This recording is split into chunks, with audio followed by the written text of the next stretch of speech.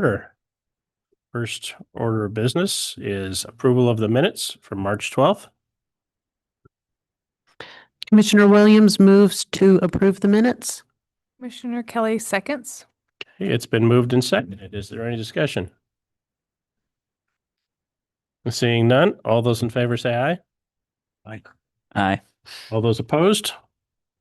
Motion carries. Next item on the agenda is public comment. Anyone who has comments that is not on the agenda. We have a blue sheet from Nancy Gould. Welcome. Hello, my name's Nancy Gould. I'm following up to being a visitor 2 weeks ago. I've brought you a double-sided land use application form and direct your attention to item 9 on page 2, which addresses domestic water source. As a follow-up to 2 weeks ago, I think it's important to be upgrading this application form so it can address water that is not necessarily domestic water, but perhaps irrigation water, or perhaps other types of water that folks might have on their property.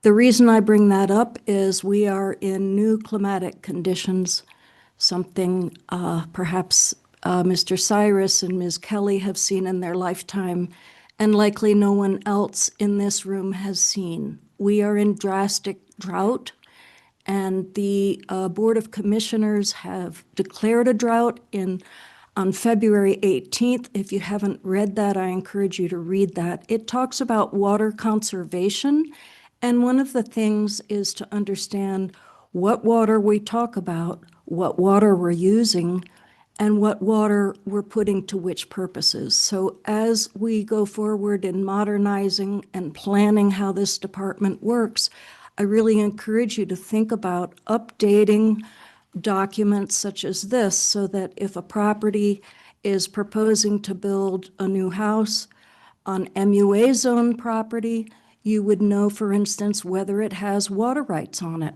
and whether the proposed building or secondary dwelling or RV parking area is proposed to be located on mapped water rights. Right now, that type of information does not come into the hands of a planner, and only if an irrigation district has surplus staff, isn't trying to fix the leaky ditch system or get their district piped, might they actually have staff to make agency comments.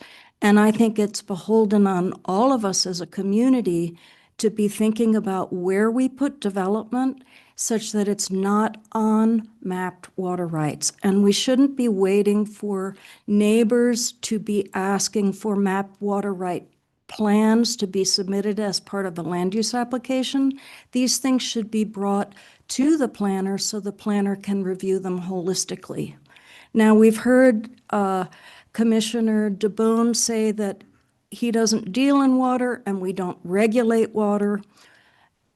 We, the public, own the waters of Oregon, and it is in our interest to be stewarding them the best we can. So please think about how this form might get completed by somebody who wants to put their indoor riding arena on top of mapped water rights. Think of where property might have groundwater rights mapped and surface water rights mapped. Think of a property that might be on Avion or might be on an exempt well. Right now, this form wouldn't tell you any of that bit of information. So please sharpen the pencil. It's time. We're in a big drought. Thank you. Great. Thank you. Anyone else? Anyone online? Great. Next item on the agenda is the action item for a work session for planning work plan for fiscal year 26-27. Will. Yeah, good evening, Chair, Commissioners. Your Planning Manager, Will Groves. I've got a presentation here. Pop that up on the Zoom screen. Yeah, there it is. Did it. All right, so this is, of course, the draft work plan, and we are looking forward to fiscal year 27. And off we go. So background, the work plan and CDD. Of course, what is the work plan? So this is an annual review of the past year's efforts and proposals for the coming year's efforts. And of course, it's intended to allow the board and the PC to give direction and feedback to staff on the work to be undertaken in the coming year.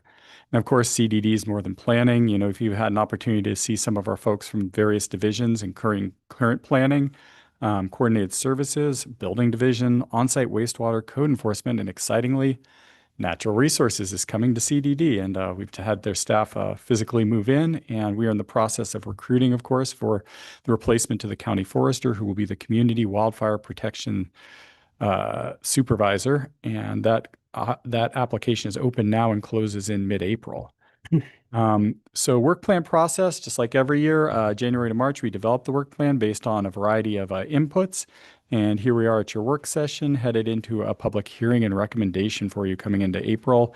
And this also goes through the board and the Historic Landmarks Commission for reviews and recommendations, and the board ultimately for public hearing. It's available at the webpage that it's always available at. And so there's copies there. For April 9th, the public hearing process. Of course, we'll go through the summary. We'll allow the Planning Commission to ask questions, and we'll conduct the public hearing. So let's talk about major themes. Of course, every year, growth and development. So we're seeing continued population growth. That's driving demand for our services. There's legislative updates that we'll talk about that come out every year from the legislative session. And of course, affordable housing and land use policies come up as a theme every year. Again, some new laws from the legislative sessions, and we've seen a lot of complex land use cases. So that consumes a significant portion of the planning division's resources as we shepherd those through a relatively complicated land use system. In this, we're trying to also be engaged with the community. So we enhance our website and digital services. We're in the process of a major website update and have rolled out things like online comment forms that enable people to interact with us more easily. Of course, we see a lot of public inquiries, so huge numbers of calls, publics coming to the front counter. And although these activities don't generate fee work, we're trying to make sure that we're really reaching out to our community in an effective way. Of course, we collaborate with partner agencies, and I'll go into that in some depth later in the presentation, but we talk to our partner agencies, housing, transportation, environmental planning. And then we think about infrastructure and environmental concerns. So those include, the groundwater issues that you're also familiar with, the septic systems that can impact that, and thinking about trying to plan for land use in a sustainable way. Thinking a little bit about the TSP, the Transportation System Plan. We've been through some of those updates in recent years, and wildfire mitigation efforts with our new natural resources team. And of course, always, again, looking for digital tools and operational efficiencies. I think everybody's seeing a theme of trying to do more with less. And we're definitely in that boat. Budget and operational issues. So we saw a decrease in both planning and single family dwelling permits year on year, planning down just slightly, and single family building permits down a bit there as well, as you'll see in the slide.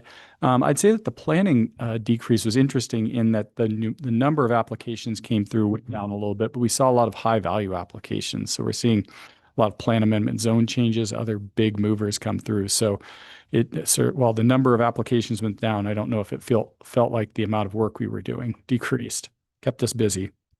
Thinking about our staff. So something the board did over the past year is they engaged in a pay equity and market study. So this is a thing that the board does, at some interval, comes back and takes a look at our sister jurisdictions and looks to see if the pay for county staff is similar to other jurisdictions. There's a philosophy that the board set years ago to try to pay 5% above the average of our sister jurisdictions. And so they went through a extensive process to determine kind of what positions they were, match them apples to apples, take a look at that.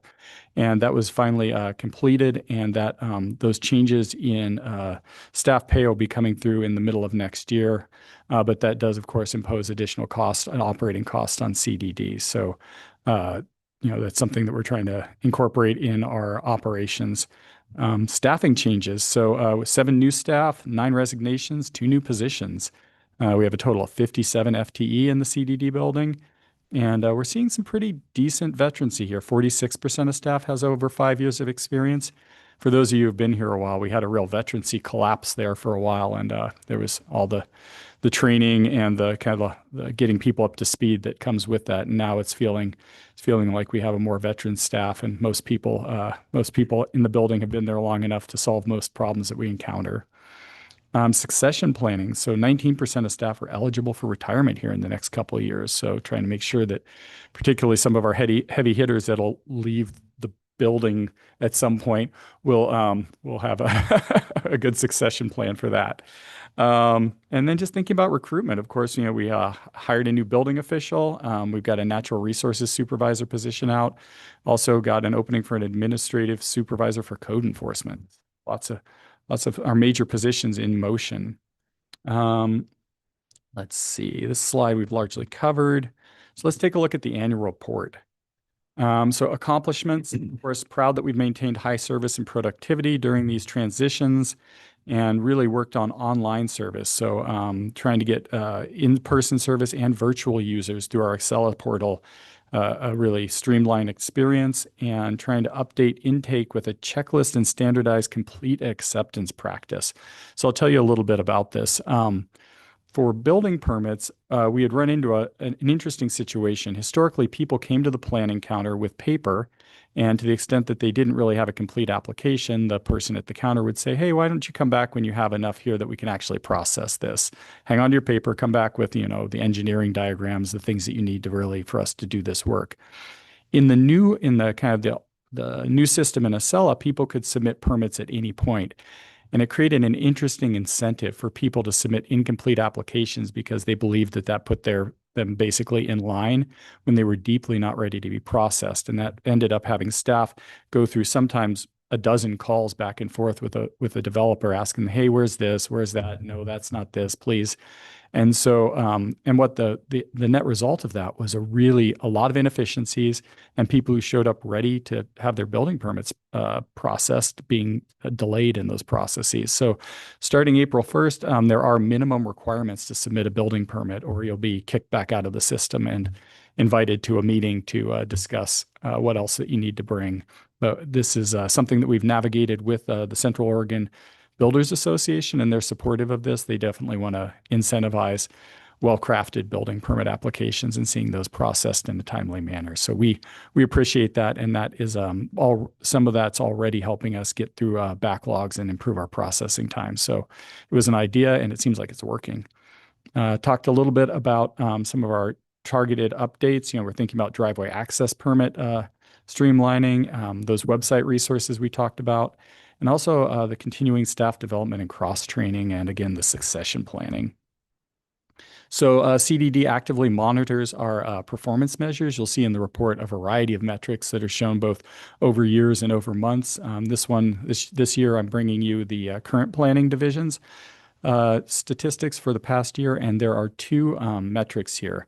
So land use decisions that are generally ministerial in nature, meaning that no one's asked to make a subjective judgment about compatibility or other discretionary matters. Those are land use decisions that are not subject typically to prior notice, and that's going to be our figure on the right. And so from completeness to issuance of those decisions, you can see that we are, after kind of surviving a relatively busy 2025 season, that we've gotten that back down under our target there, and we are in good shape in terms of applications, which is a nice place to be right now.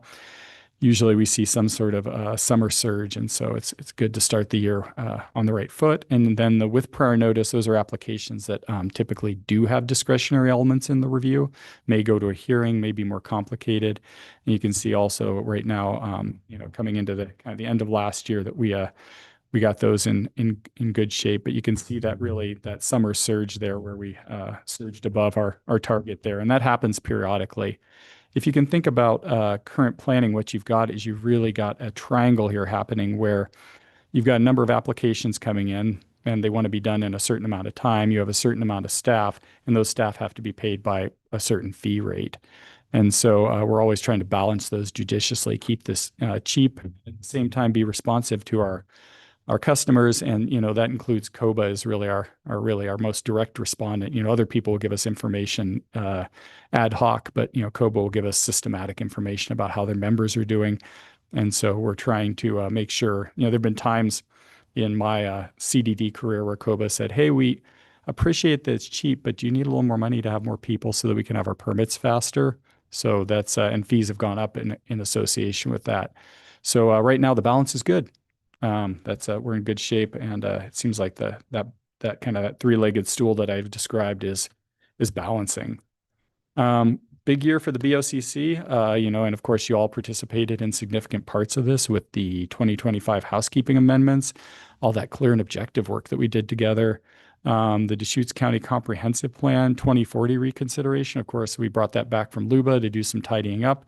And it is once again at LUBA, and looks like maybe about a month out before we get to hear this iteration of it. And of course, the Triumph, the outdoor lighting amendments, got those things through. So thanks for all your work on that. Land use activity increase. So the part you don't see, the quasi-judicial land use applications were nearly doubled from the prior year, and LUBA applications were down slightly. So that saves a little work at that level. So 26, 27, the draft work plan. So of course, you're going to review this draft work plan. We'll conduct a public hearing at our next regularly scheduled meeting on April 9th. And we're going to ask you to provide some recommendations for work plan tasks, as we do every year. And that'll be typically at the subsequent April meeting. So of course, there's some commitments that are ongoing obligations. These things we just, we're going to need to keep doing them. Of course, monitoring the comprehensive plan.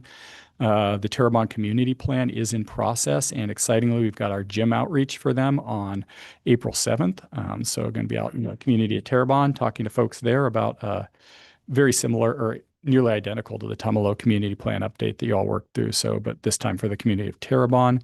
Sisters is in the process of amending their UGB. We have an application in, and those hearings will be coming through you all, which is a little bit unusual. This will be an opportunity to do a more structured and hearing that's got some technical elements to it. So excited to bring that to you.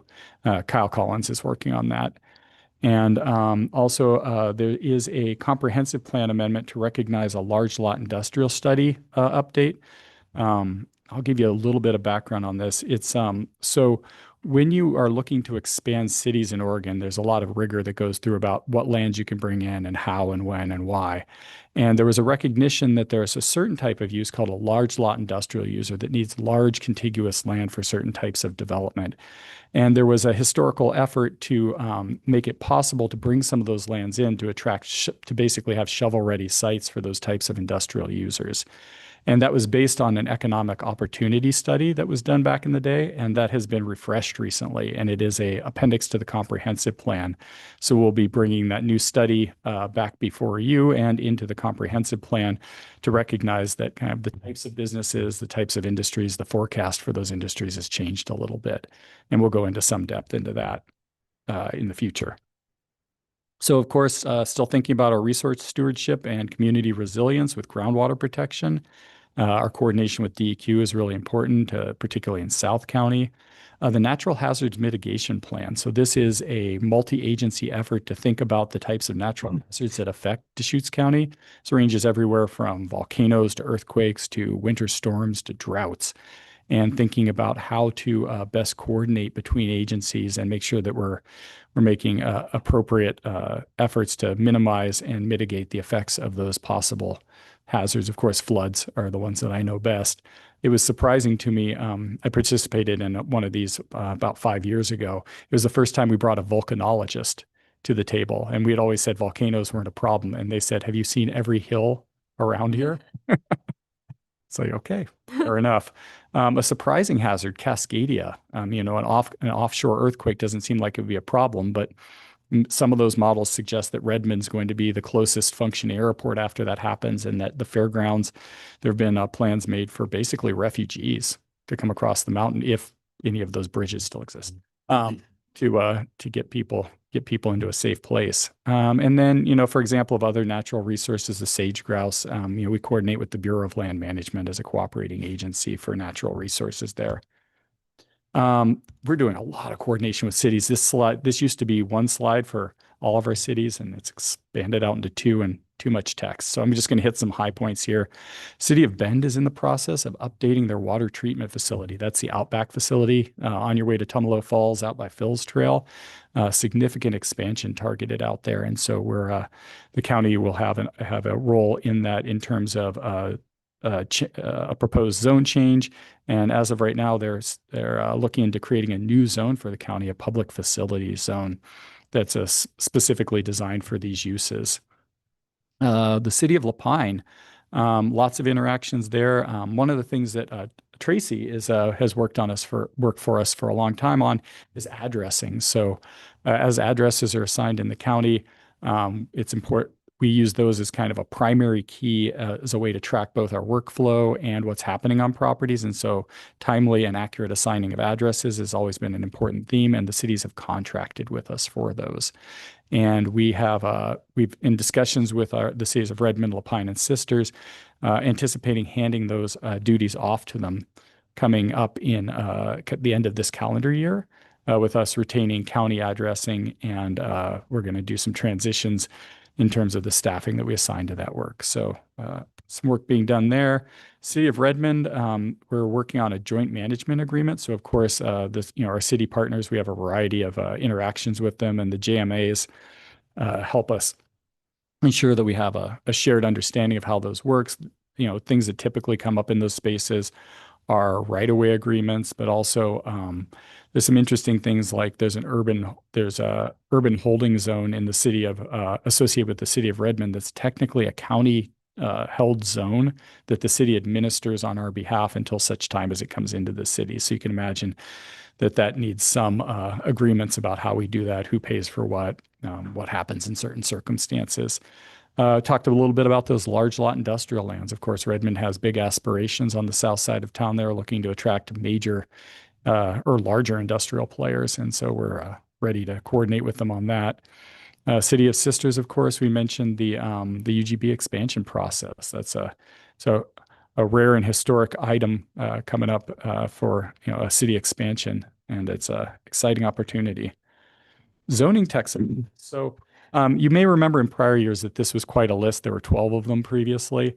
And we've tried to pare these down to ones that have either received some interest from you, the board, see there's some probability that it seems like we're actually going to execute on these, and or that there's somebody who's actively unhappy about how it works now, as opposed to more aspirational zoning text amendments. So a shorter list focused of the greatest hits. And so childcare, that's been on this list for a while. And that's we've been holding for just a little more because the state, the Department of Land Conservation and Development, has indicated that they're going to propagate a model code to help jurisdictions ensure that they're compliant with state obligations. So, the state, as is so often the case, says thou shalt allow childcare in these circumstances, thou may allow childcare here, and in other places thou shalt not. And so we want to make sure that we have all of those right and in alignment. Childcare is such a difficult thing for people to find, and we want to ensure that there are maximum opportunities with minimum overhead associated with establishing those facilities. Our forest zone code, luckily our forest zone code has a provision that says when in doubt, follow state law, because our forest zone code has not been updated in a while and was written in not the clearest way. So it could definitely use a little bit of a cleanup there. Again, nothing that's legally out of whack or is broken, but something that's frustrating for users of that code to understand what their obligations are. Highlighted here, private burial grounds. Well, we found out this year that you just can't bury somebody on your property. There is a process in a statute, and it involves coming to the Planning Commission. For the time being, what will happen, as we've learned from our senior assistant legal counsel, is that we planning will receive an application and bring that to you and say, hey, does it seem like a good idea that they can bury their loved one on their property? And the answer is yes, if they record something that says, here's where we put the body, so that you don't hit it with utility lines. Sorry, that was maybe a little callous, but you don't hit it with utility lines or accidentally dig it up at some later point. There is, in fact, we will be bringing to you a process because you're allowed to ask more at that moment. Like, are you putting the body in the water table? Is it too close to lot lines? Is it in your septic system? So we're going to be likely, assuming the board gives a go-ahead on this, coming to you to see if you, like other jurisdictions in the state that regulate this, would be interested in having some additional sideboards associated where we put our former citizens. Of course, there's a longstanding interest in the road department in standardizing some of our language around road and street projects. Title 18, our primary county zoning title, is in good shape, but some of our secondary titles, like Title 19, which we use in the area around Bend, is out of date and out of sync. And when we do those projects, it can be confusing what the obligations are for developers. Title 22. This is our procedures ordinance. So we have a variety of how do we do things, and one of the things that's come up pretty regularly that we're looking to fix is a question about the difference between legislative and quasi-judicial matters. So legislative matters are matters that involve a variety of properties or have a general kind of countywide import, and those are brought through the Planning Commission for your review on the way to the board. Conversely, matters that have relatively few properties and a constrained impact area tend to be quasi-judicial. And there's a famous case called Strawberry Hill Four-Wheelers that talks about how you're supposed to route these down one path or the other. And what we found out is that nobody agrees on which one should go in which direction. And there's been some confusion both for us and applicants, and we'd like to get some clarity in our code. Yes. Go ahead. So the private burial grounds, is that like a legislative process or quasi-judicial process? Like, It could be a legislative process because we're not talking about a particular burial. We're talking about something that anybody in the county could do. that's what I was wondering, because something about the way that you said it, I was like, oh, are we talking about like a particular person where they're getting buried? Or are we talking about, it says established procedure. So it sounded legislative, but I just wanted to make sure, because that sounds more familiar with what we normally do. My assumption would be that we would be establishing the boxes for him to check. Oh, Literally. Yeah. I have some puns ready for this, and I'm just kidding. So let's talk about, and farm stores. We talked about farm stores last time. So a new, every year, of course, there's things that come out of the legislature. This is the one that really has some choices with it. There's a couple things that I think of as relatively uninteresting to you. There's some obligations about noticing that happens for certain types of applications. There's some things that make it easier to restore your house after a natural disaster in resource zones. Those things are mandated. We don't have any choices. You'll see them in housekeeping. But this farm store is interesting because, one, as we discussed, it provides an opportunity or provides a mandate to counties to review and largely approve farm stores that fall within a certain parameter. And so there's acreage tests, there's types of business that they can undertake. And what's interesting is it says at the end that the county can adopt regulations on certain sideboards in terms of siting and parking and some health and safety stuff. And so we have to, if we want to have any of those sideboards, we have to do those through a legislative process. So the anticipation is, and again, not to get ahead of the Board of County Commissioners and at their pleasure, that we would likely bring something to you to see what types of sideboards that you'd like, if any. Normally, commercial developments are regulated by Chapter 18-124 and 18-116, which talk about everything down to bicycle parking. And in this case, those things don't apply by default to these farm stores. And as of January 1st, 2027, people can apply for those. And for example, if we had no parking rules associated with it, there would be no ability to enforce any type of parking, which in many circumstances, is probably okay, to the extent that people are out on large acreage and are, putting down some gravel or making sure that people don't get sunk in the mud. But in cases where this farm store, you're allowed to have certain types of commercial farm enterprises on farm operations. So I think I mentioned previously, you could have a scenario where you've got 80 acres out in alfalfa and an acre in tumalo and the acre in tumalo is also part of the farm operation because you got lavender, goats there, and you've got a farm store. And, we certainly don't want people parking out in the right of way or, taking access to the right of way in a way that's hazardous. Make sure they got enough porta potties, these sorts of things. And so, not to presume that any sort of sideboards would be put on that use, but we're invited to by the legislature. So something that might be coming your way. Natural resources. So our new team. I'm going to try to get Corinne Heiner and or Lauren Street to come to your hearing. So in case you have any questions for them, but they do a lot of amazing work, and it is it's very impressive because a lot of this is done by grants. They chase the grants, they get money, they make sure that those grants are efficiently administered, and they get the money to the people who need it to do the on-the-ground work to reduce fire hazards. So they convene some of our key partners like Project Wildfire, the Project Wildfire Neighborhood Coalition, the Noxious Weed Board is also in their purview. They update the community wildfire protection plans and engage the public through meetings and presentations.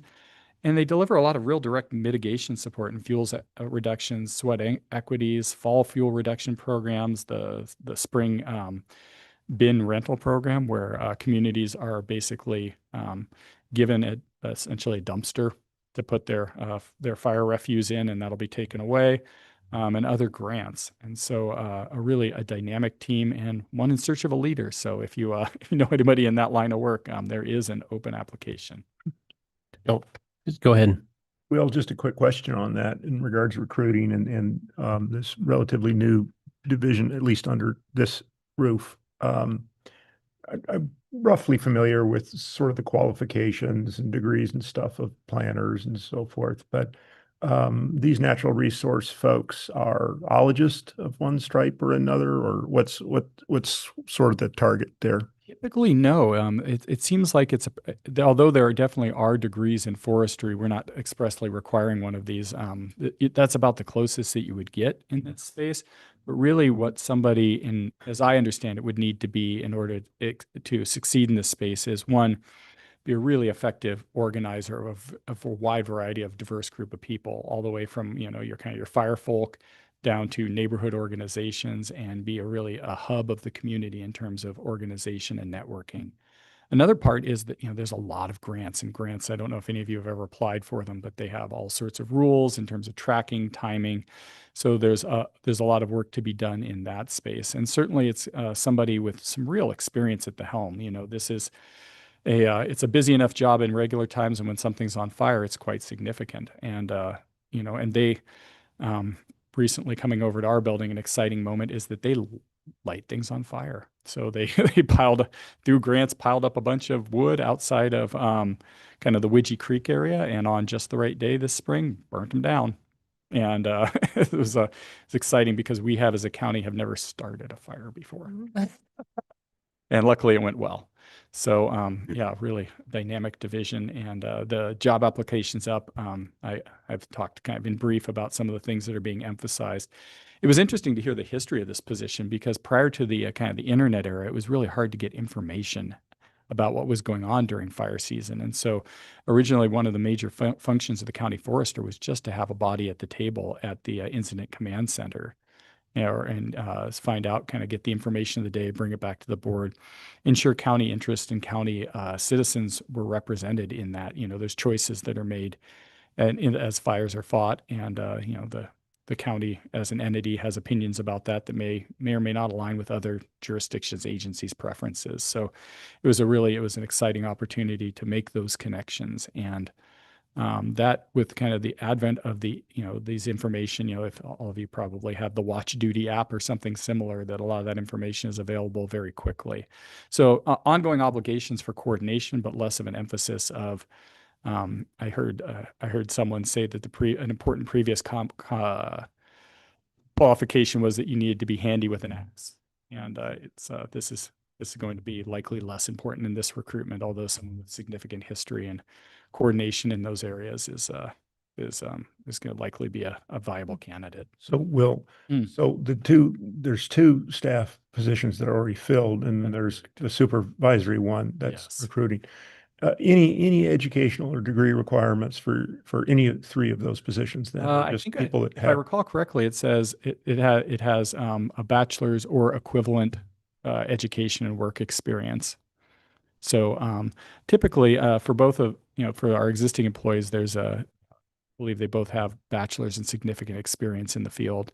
And we would anticipate that for a supervisory position there, you've got someone who's got a very deep experience in the in working in community organizing with regard to fire. And be interesting to see what we get for candidates. I'm hoping we get a really robust pool because this is it's both unique and amazing that we have a team working on this, and it's 3 people working on a big job. So really need some people who have tremendous skills, and we're lucky to have 2 of them and looking for a 3rd. Thank you. So next steps, of course, public hearings coming up, and you'll make recommendations at your subsequent meeting, typically. And those zoning text amendments, there'll be opportunities there. Also, of course, the public record's open, so you may receive requests from the public in terms of things that they'd like to see the county undertake on our nickel. And you as well may have, either from your own experience or from your kind of people you've talked out in the community, have some ideas about what the board should undertake. And so that'll be something that you can bring up, and we can definitely package those and take those onto the board for recommendation and prioritization for fiscal 27. And that's the presentation there. I know there's a lot in there. I tried to keep it a little bit abbreviated here because, of course, you're going to get it all again in 2 weeks. But if you got any questions about this or thoughts procedurally, any programs that we have that you're interested in, anything you got, I'm here for you. Great. Questions? Go ahead. So when I was looking at the packet, I can't remember exactly what it was, but it was 2 of the diagrams, and it was November of last year. I want to say it was on-site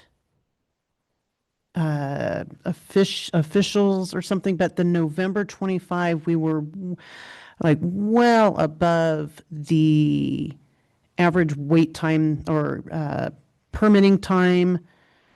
And it super spiked. And I'm just wondering, like, were we really short-staffed in November, or what happened in November that just jacked those 2 graphs like one was like, yeah, we really were on it, and we really were not on it, and we were really below target. And I was just curious what happened in November. And it was like on-site something.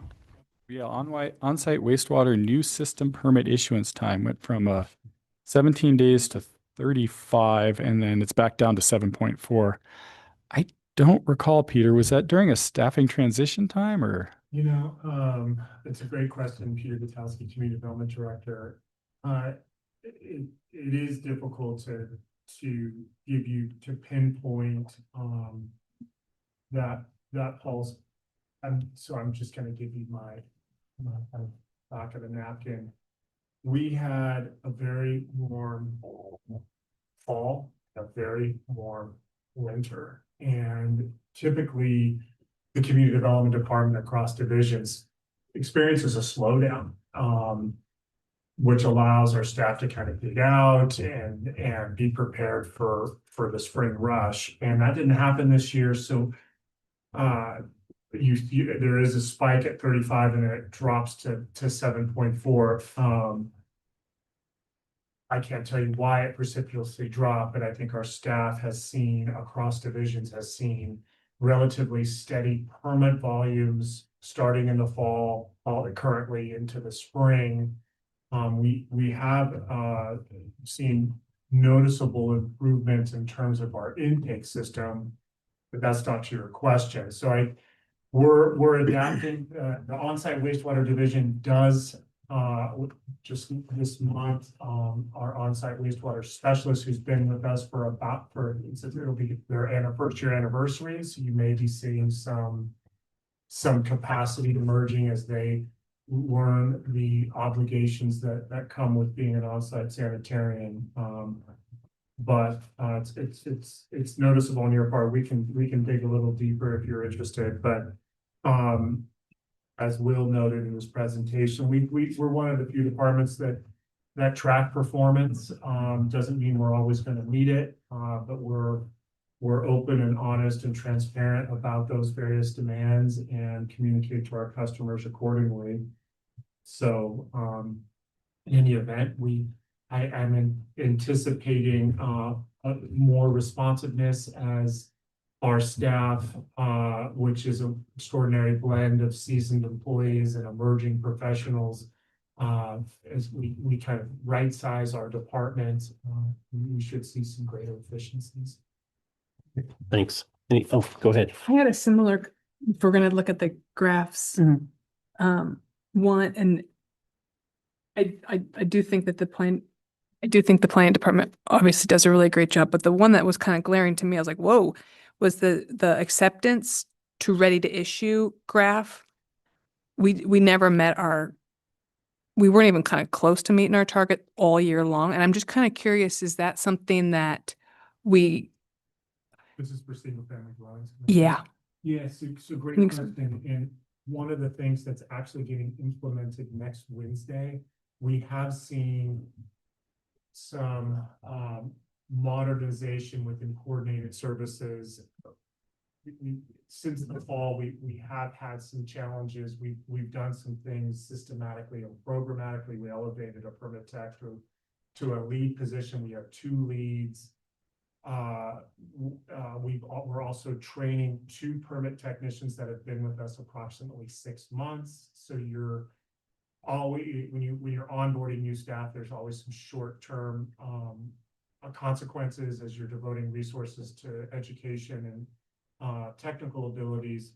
But I will share with you for 2025 and 2026. So these are applications that are relatively fresh. We have turned those numbers around significantly. I'll just focus on 2026, and I can pull up our February report for to give it to you specifically, but I'm going to ad lib now. But we've got it down to like 30 days. Okay, great. So, but the statistics do show that there's this bulge of it's taking us approximately 3 to 4 months to issue these permits. What has happened and how we're remedying this is we have been willing to take applications even when they've been incomplete.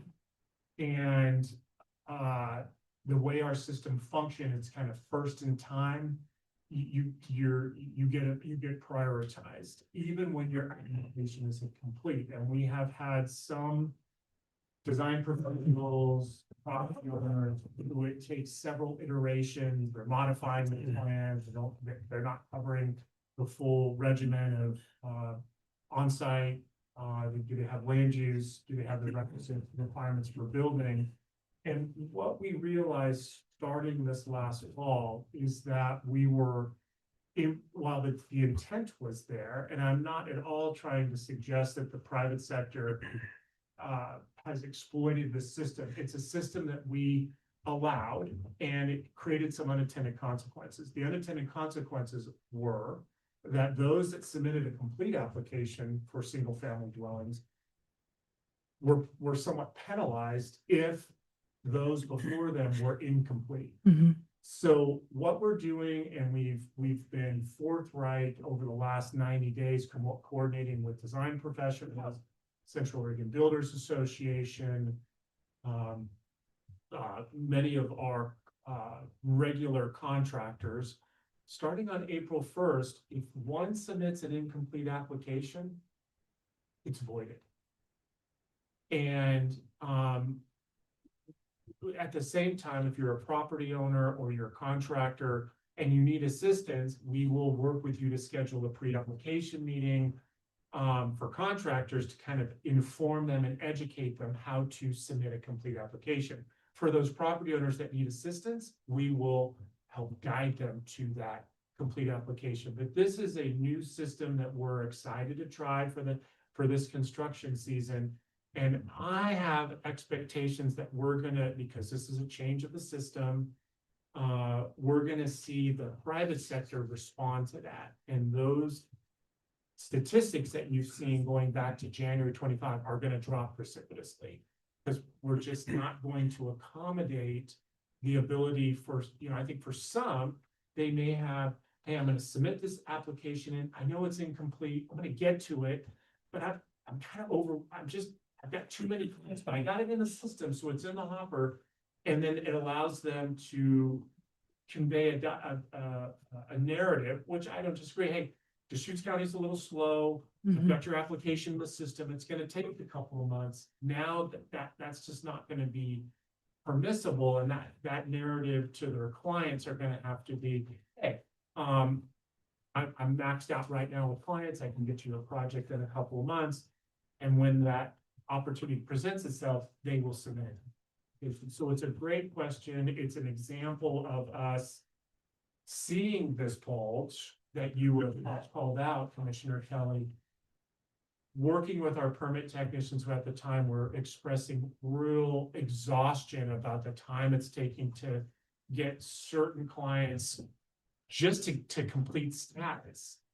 In any event, I think in 6 months' time, we'll see. I'd like to believe that number will come down significantly. And I should say, I also think we're going to see plan review, which our building inspector and the building division also have made changes to prioritize applications that come in that can readily be issued if there's more complications. They're setting up systems to coordinate on that front. So we're really, the bottom line I want to say is we're very mindful of the partnership we have with the private sector who are making investments in our community, who have employees that they're deploying, and it's just critical that we are as responsive as possible and transparent in how we are changing certain business plans. Okay, thank you for the explanation. It makes total sense. Do we, when they submit the application, do we say, hey, right now we're running, it could be 3 months till you, are we communicate transparent that, about that? So everything is submitted electronically. Mhm. This is coming out of the pandemic. So e-filing, it's just where it's everything but land use permits are essentially filed online. So we certainly have our counter open. If people have questions, we are honest about what that response rate is. But like I said, for those that have been submitted in 2026 that are complete, we're turning those around within. Yeah. The state has guidelines to try to get those permits out within 30 days. We've been doing that. Okay. Nonetheless, we have these kind of legacy projects that have been in the system for months. And when I say months, I mean several months that remain incomplete. So we've even communicated with them that as of April 1st, if your application is not complete, we're going to void it. So anyway, we'll more to come, but I think you. it's an important step to again reward those that have taken the time to submit a complete application so we can get it through our system, routed to our various divisions that have a role to play to ensure that the project, the structure, the dwelling is compliant with land use and with on-site. In many cases, we can do that and then ultimately get that permit out within a month. Well, To a question that you asked is, do we communicate these things? One of the ways we communicate them is we have a website that's entitled Processing Time for Permits. I was Googling it and I found it. So I was, one, glad I could find it. Two, I was worried that it was going to be horrifically out of date, and it is 3 days old. Okay, awesome. Updated. Yay. Do we imagine that our clear and objective standards texts would also expedite this process? I can speak to that. So, as we talked about through the clear and objective process, we were in that trying to create an apples to apples experience. We were trying to avoid having policy questions.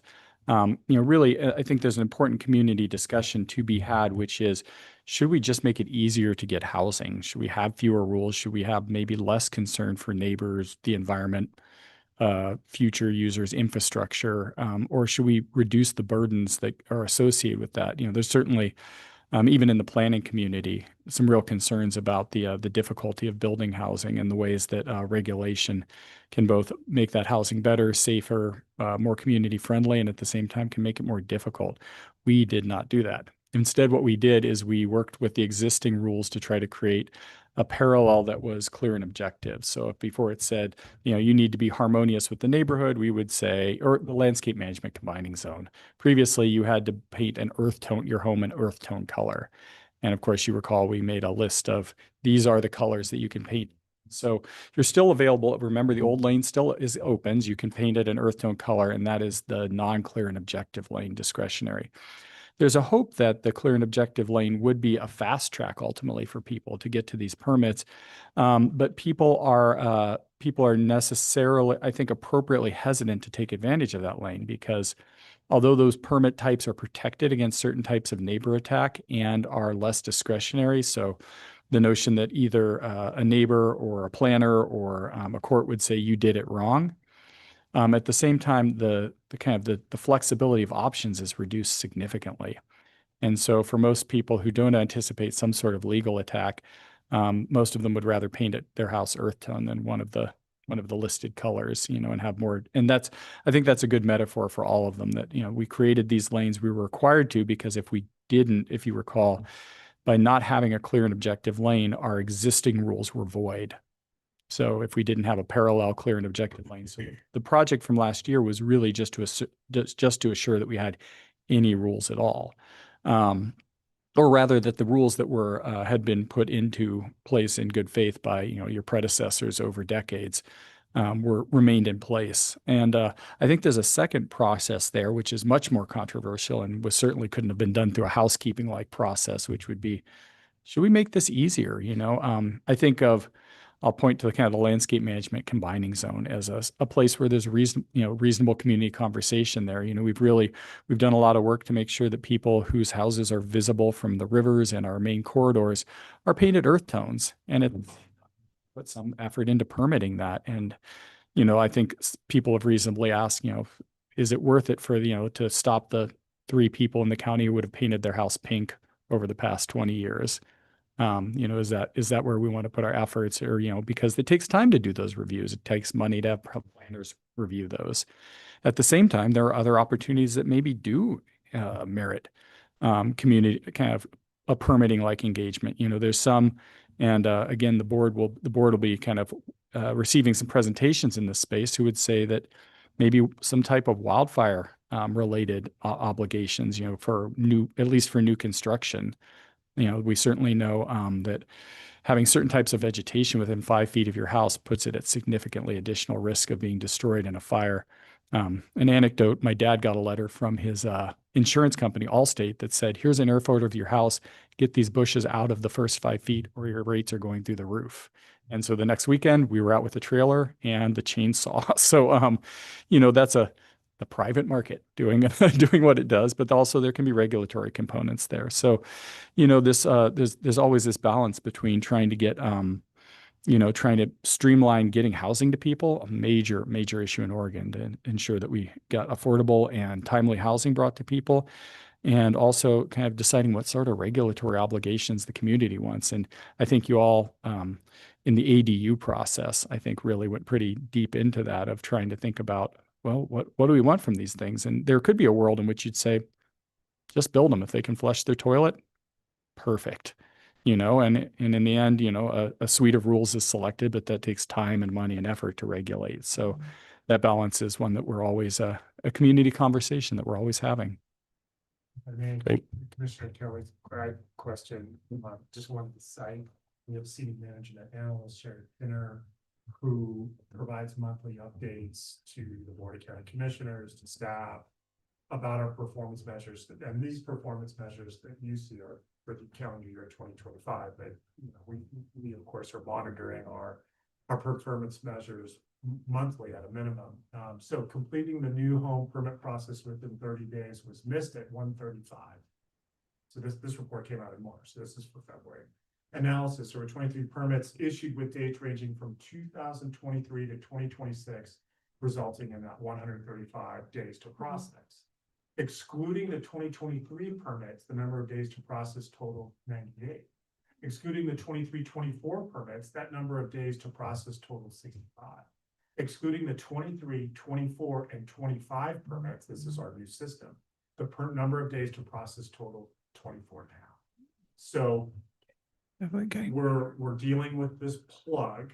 And again, I credit those to our staff for engaging, considering new systems, but and as I mentioned, we're going to implement this new and complete intake process on Wednesday.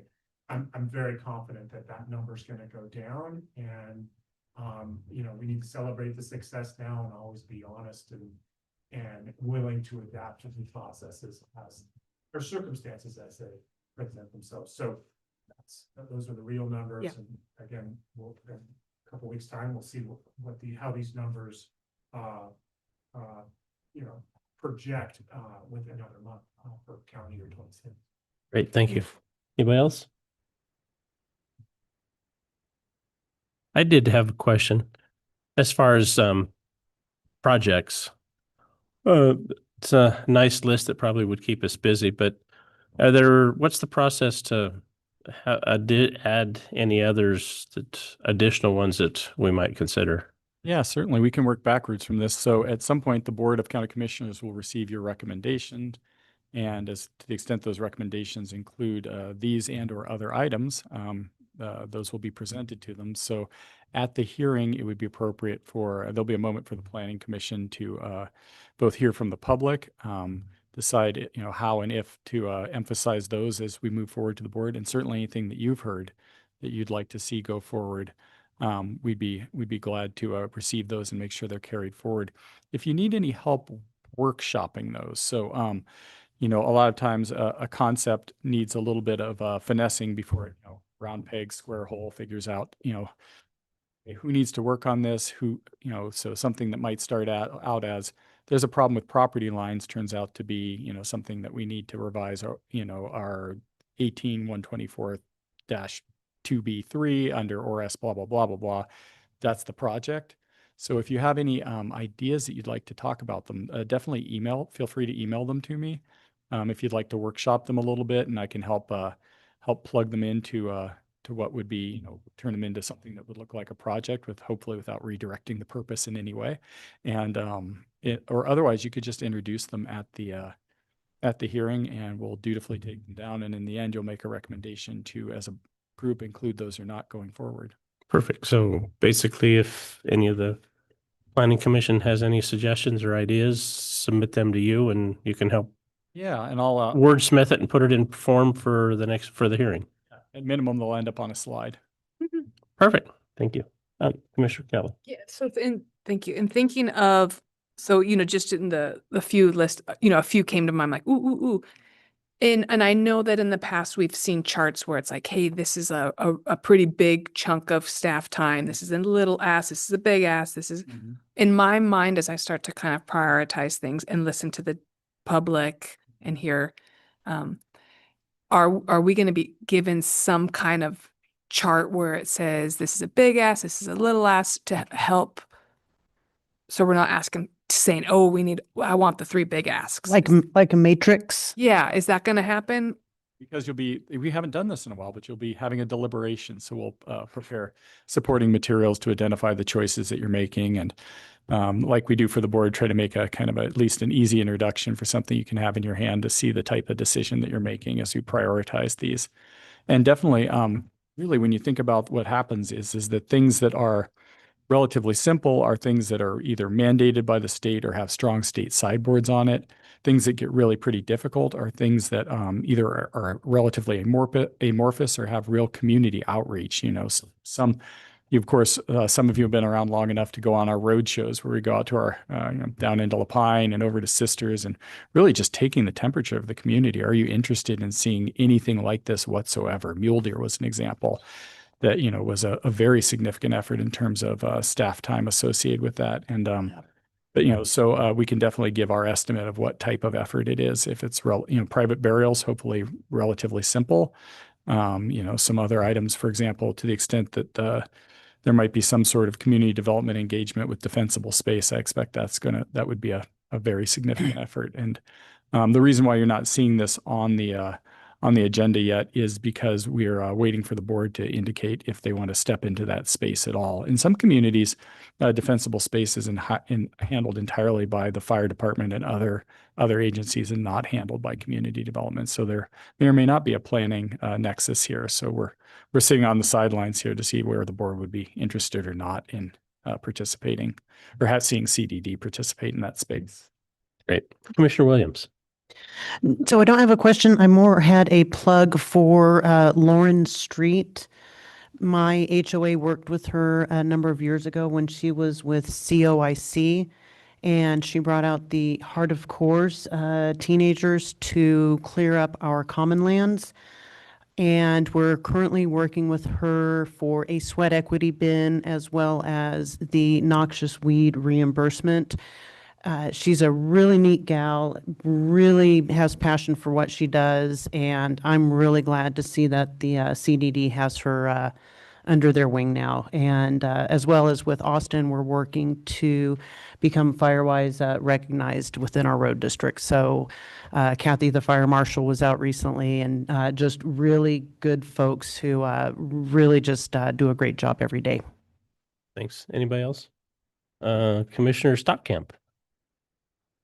I always like to look at the new complaints that were filed or the code enforcement each year. And I think it's cool to note more cases were closed than were open this year. So it's the first time in a long time, it looks like. What do you credit and it was just a lower caseload in general. I think I remember last year, Deschutes County was hiring another one. I think I saw maybe it was a priority to hire like a supervisor now this year. So is there anything specific that the county planning department credits the lower code enforcement cases to?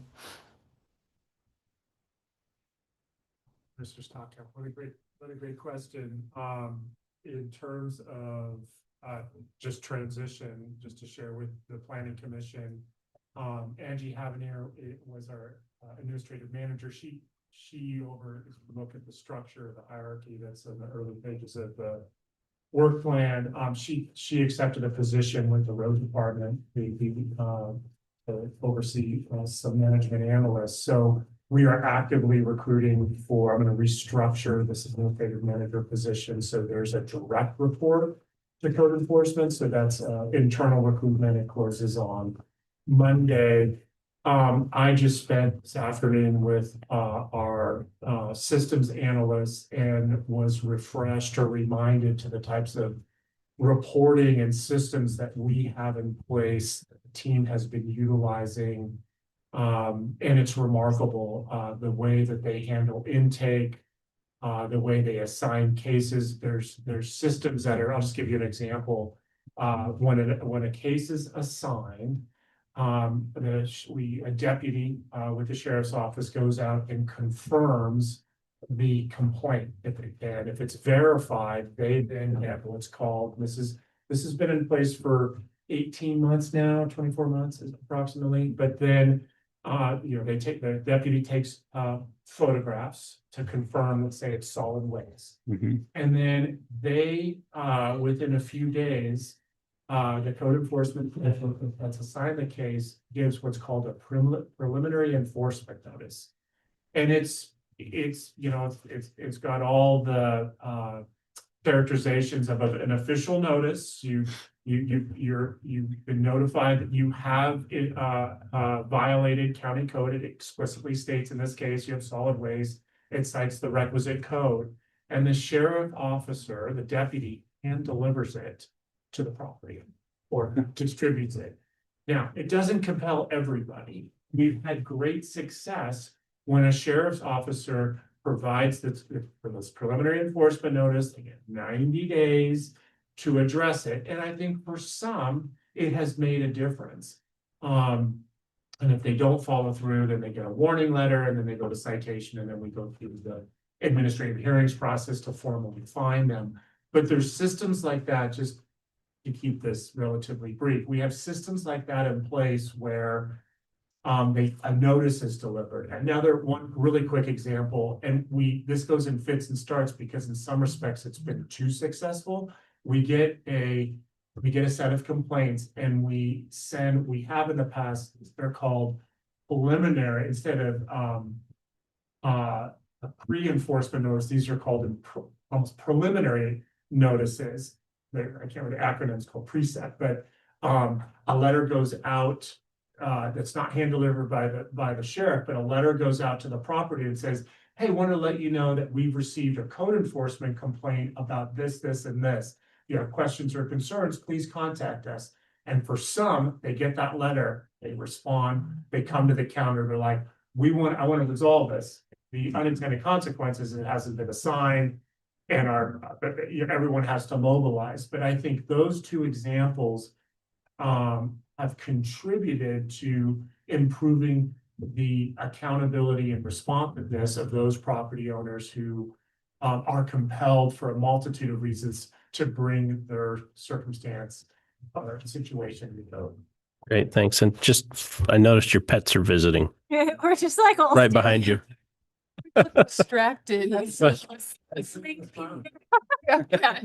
Oh, Really like going for it. Well, that's good. But anyway, great question, and it's.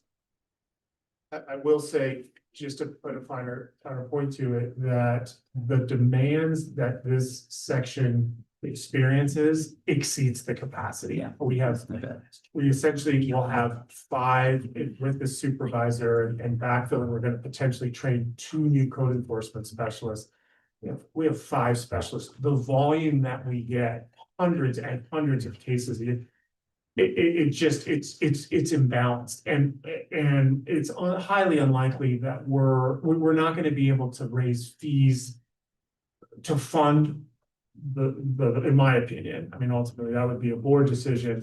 So the key is to set up these systems in a way that, and we do this already, we prioritize those complaints that come in if they're a priority one. So a dangerous building, eminent public health and safety, failed septic system, someone who's pulling electric, we have, someone has jerry-rigged their electrical system. We're gonna prioritize those. Where we run into challenges are those level 2, they don't rise to an eminent situation, and then it's just a matter of how we can get those routed, and it remains a work in progress. So great question. The timing is excellent as we, in another division, are experiencing transition. Great, thanks. Commissioner Hovkamp. Did you have more? No. Don't complain. I can remember when, I think there was one code enforcement person for countywide. There used to be. Yeah. I guess a question for Will or Peter or both. First of all, a dumb one, I should know this, but the work year, the fiscal year 26, 27, is that July 1, June 30? Okay. So I'm wondering about the precedent for and the degree of discretion that the Board of County Commissioners has in mid-work plan adjustments, additions, changes. And I ask that in the context, both of in a routine sense, that there are elections that sometimes fall in the middle, but in this sense, really an exceptional situation where 3 or perhaps 4 of the Board of Commissioners will be new in January. And may or may not, but may want to, revisit and look at strategies, initiatives, and priorities. Thinking maybe legislative advocacy or other areas. And just wondering if you're anticipating that, or if that's unanticipatable. I imagine that they probably have fairly broad discretion to make that, but I can imagine the headache it would be if you're thinking about, right in the middle of a work plan year. Anyway, just thoughts on that. I can respond to that one. Thank you. So, this work plan, in the end, it's a kind of a general direction. We're trying to, if you think about how we actually operationally use this, you'll provide recommendations, the board will take a look at it. And usually the level of information that we get is they'll say something like, yes, farm stores, do that first. And fire is important to us. And so what'll happen is, as we have resources, as other projects finish up and we have forecasted resources, I'll come back before them for, what tend to be about quarterly updates, and let them know how the projects that we have are going that aren't already in front of them. Let them know that we have additional capacity, and that, based on their prior recommendations, these projects are queued up. Does that seem suitable, or are there other things that they'd like us to engage with? You have built-in revisiting. Yeah, built-in revisiting. And in the end, we serve at the pleasure of the board. They could ask us over any Wednesday and say, this project, stop that, do this. And so that's always available. This work plan, we've talked about this for years. We're unusual as a department that we do these work plans, so that we're as explicit about what we do, how it went last year, trying to measure what's going on there. And it provides us some real, and as well as the Planning Commission, it provides us all some real optics to the board where they can see what we're doing in a very transparent way. And we get, in return for that, a lot of feedback from them. I think I say this with my boss in the room, you want to know what they're thinking at all times if possible and moving in the right direction. Mhm. And so too with the board. And so we really appreciate their willingness to entertain this work plan and give us the feedback and, really look into our operations at some depth. This is quite a long report that we provide to them, and to the extent that any of that seems in their opinion to need alteration, we appreciate the time they spend to give us that direction. Great, thanks. Go ahead. There's an OPB article, today. Acknowledges the significance of this election. 5-member board, the potential for 4 new commissioners.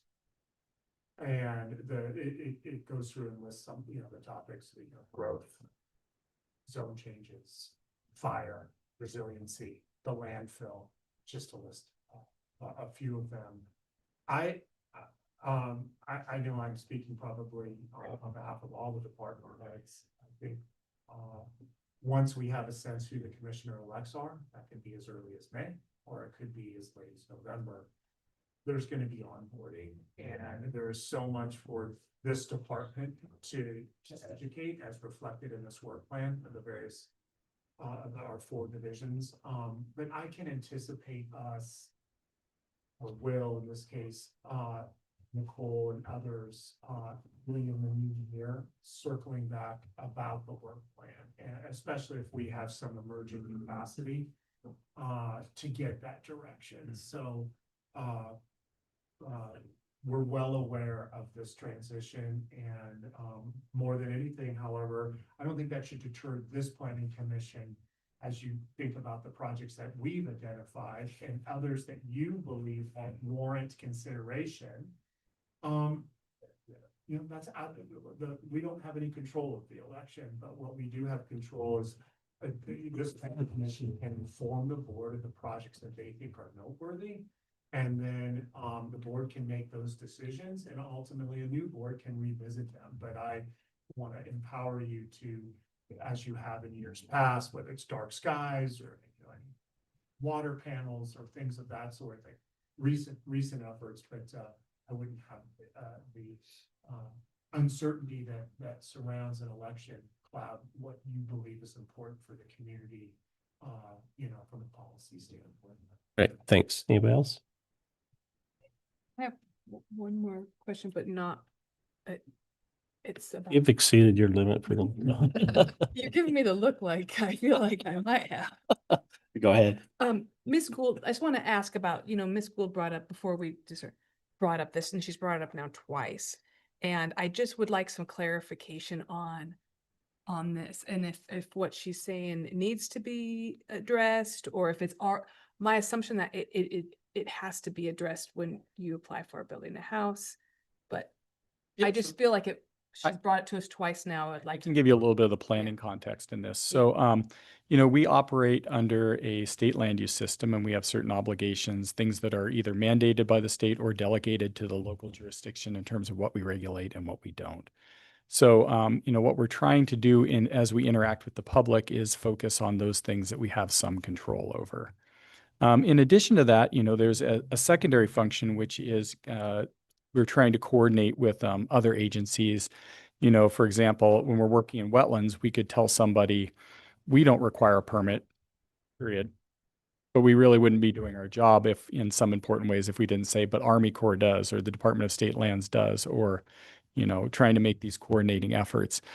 With regard to water rights, as Ms. Gould noted, it has been the general direction of the board to date that, we're not at a county level looking to intrude into that space further than, or that we generally are not in that space in a regulatory capacity. When I think of an anecdote, a friend of mine had a property, and he bought it, and his predecessor had built a barn on an area that had water rights. And, that's a private property choice that's not precluded as a matter of law. And in his experience, I'm not saying that this is general, what that required is that his district came to him and said, you now must sell those rights off. And he thought, yay, I get to sell some rights off. And in fact, the proceeds from the rights did not even begin to cover the processing fee of selling those rights off. So, you know, that water is and again, an anecdote is not data, but in the one case that I'm familiar with, this is a private property decision that's regulated by multiple agencies. And to the extent that people want to build on an area that has water rights, it's not precluded as a matter of law. And to the extent that we ask people to fill out forms, those forms get ever longer. And this is a place, at least to date, where we've chosen to be judicious about what we're asking people to talk about on those forms. To the extent that at some point in the future, for example, if you wanted to recommend a program to the board and the board was to entertain a program and implement a program where we engaged more significantly with water rights or deeper coordination with our irrigation districts, something we're certainly willing to do.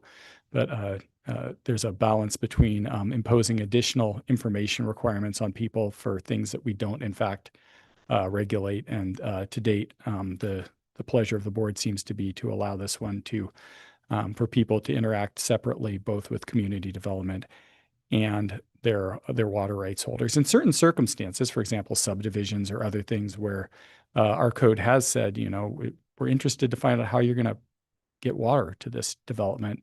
There are express code hooks, but for independent or for exempt wells, we don't regulate those. And for water rights, to the extent that a farmer deems it in their beneficial interest to put some sort of farm-related item on an area that has irrigation rights, we certainly aren't the experts to tell them to do that otherwise. And they presumably have interactions with their irrigation district where they can do that. And counterpoint is we have a lot of new owners out here. And just to my friend's case, he was unaware that his predecessor had put a barn on top of the water rights and then had to dispose of those rights in a way that was costly. Thank you. That's Thank you. really helpful. Okay. Staff comments. Well, I had the unusual pleasure of telling you about everything that's going to happen for the next year. So no additional comments. Thank you. All right, thanks. Peter. Updates.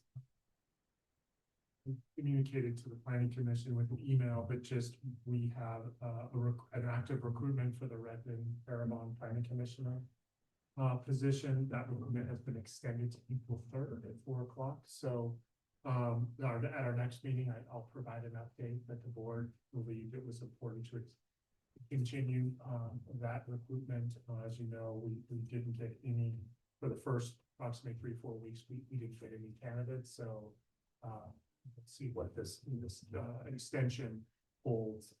Wanted to let you know that today we were notified by Stephanie Marshall, senior assistant legal counsel, that 2 petitions were formally submitted to the Land Conservation and Development Commission.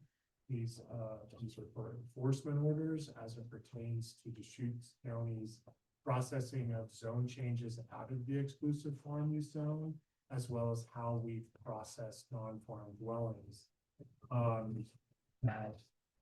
Community Development Department staff and legal counsel were collaborated on a response. You first get a notice of these notice of intent to petition. So we have responded with data and substantiation. In my opinion, these are frivolous petitions that are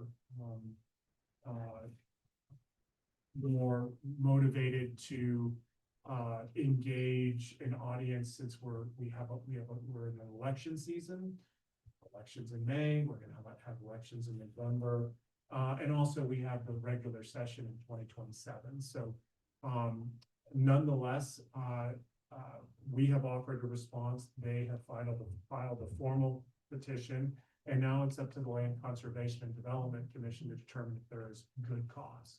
So we will keep you abreast if how that process unfolds, but unprecedented litigation. We've never seen a petition of this sort in really in decades. There was a time in the early 90s where there were concerns about how we were processing non-farm dwellings. We remedied that concern by having independent hearings officers render those decisions, which resolve the concern. And I'll just note that we have independent hearings officers for contentious non-farm dwellings, independent hearings officer for every plan amendment zone change. They offer an independent decision. If it goes to the Board of County Commissioners, that's a separate hearing. And then if it's appealed to the courts, LUBA or the Court of Appeals, in some cases, there's attempts to go to the Supreme Court. We've never been we've never been reversed. Never. We've been remanded on occasion, and on remand we've prevailed. So I share it with you. It's again something that represents a new era here. As you know, our comprehensive plan update is under appeal. We just found out this week that we should be hearing from LUBA in 3 weeks. So more to come there. That's another project that if it does come back on a technicality, well, we'll be likely certainly informing the Planning Commission and getting the board's input on that. Third, I just wanted to put in a plug. I know Nicole and Will have mentioned this to you, but there's a Terrebonne community meeting for April 7th. So we're excited to kick off that plan. 4, I wanted to let you know that you may have seen this announced publicly, but we have a new building official, Krista Appleby, after a rigorous recruitment process. Krista Appleby, prior to becoming a building official, was an assistant building official for several years. So a robust external process, a diverse panel, very excited it was unanimous. Both panels were really found that Krista separated. So just, it's kind of, you have to go through in these kind of public facing senior leadership positions, but it's always incredibly gratifying to see someone internally demonstrate to the broader community and our partners that they're the best candidates. So I wanted to share that with you. And then lastly, the legislature sine die that concluded on March 6th. There were 3 pieces of legislation that likely will come through this planning commission. One was discussed today that Will noted in the work plan. That's House Bill 4153 as it pertains to farm stores. So this is a sub 1 use. Counties normally, when new uses are allowed, it's permissive. Counties can choose. Counties don't get to choose here. Farm stores, effective January 1st of 2027, are allowed. They can have up to 10,000 square feet devoted to this farm store, and 25% of that can be for retail. So it is an opportunity that for the proponents to help farmers diversify their income, to provide products that originate at a farm or elsewhere, and make them available. There's an opportunity to have a kitchen on site. Can't have a cafe, but you could essentially make baked goods and things of that sort. So a lot of coordination will go into this. Obviously, when you talk about kitchens, you're talking about on-site, you're talking about bathrooms. If you're talking about buildings, you're talking about building to commercial standards for fire and life safety. So in any event, Will noted that there likely we'll need to amend the code to honor what the legislation directed. 2 other bills very quickly. Senate Bill 1561, that was a bill that basically streamlined the ability to replace a farm or forest dwelling that's damaged as part of a natural hazard. So that really didn't receive much controversy, but we will likely, if we need to, revamp our language to acknowledge if we have a loss of property in a natural hazard event, that there's the ability to rebuild without any kind of onerous land use permit. And then lastly, wanted to share, we talked about some clear and objective standards for housing and what the goals are, trying to streamline that. There was a House Bill 4037, it's an omnibus bill. So it was the Christmas tree bill at the very end, section 17.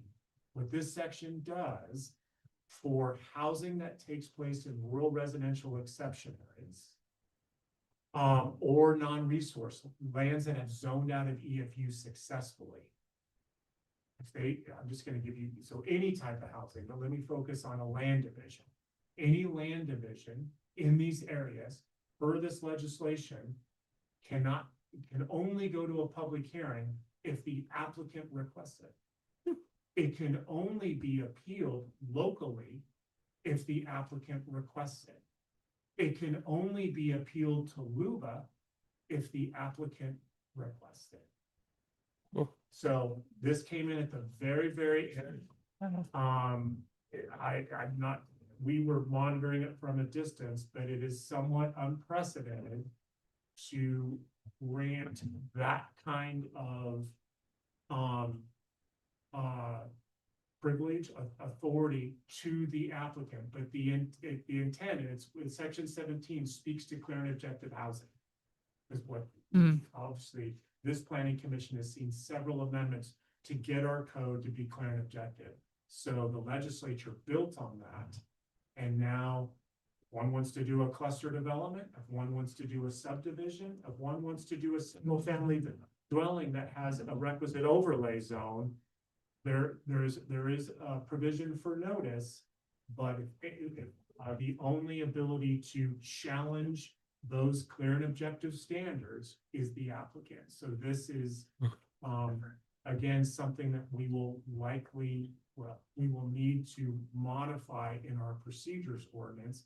So you will see this officially, and whether it's the farm store, whether it's this omnibus bill, I will say from what I saw from a distance, while there were proponents, there were also many opponents to this. So we don't get to weigh in on that as staff. We just deal with ultimately the promulgated legislation. So that's all I had, but Great. those are significant pieces of legislation.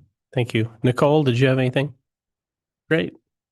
Commissioner Hofkamp, Nothing, thanks. Commissioner Stockkamp, Comments?